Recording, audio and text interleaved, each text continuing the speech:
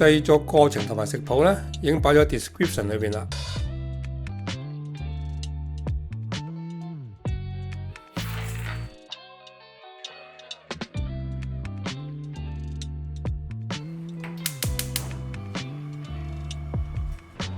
啲水滾咗之後，擺紮鹽落去，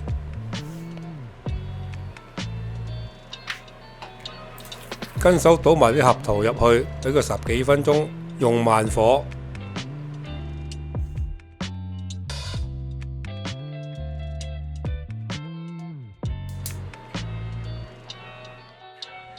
之後撈起備用。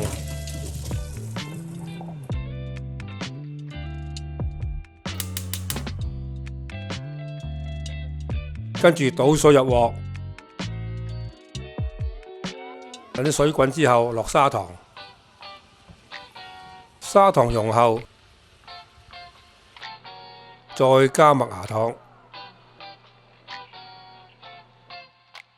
煮溶麥芽糖之後就可以加埋啲合桃入去啦，將啲合桃不停兜炒，炒到糖水收乾。期間準備一烹熱油，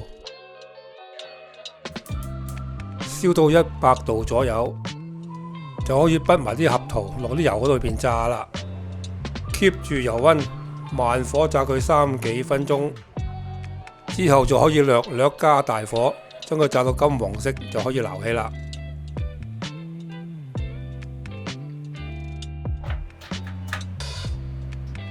即刻滲啲芝麻入去，將佢撈勻，一氣呵成。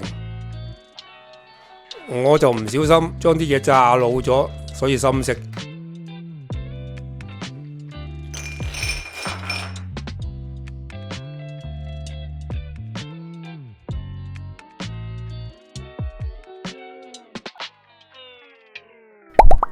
多謝收睇，請 subscribe。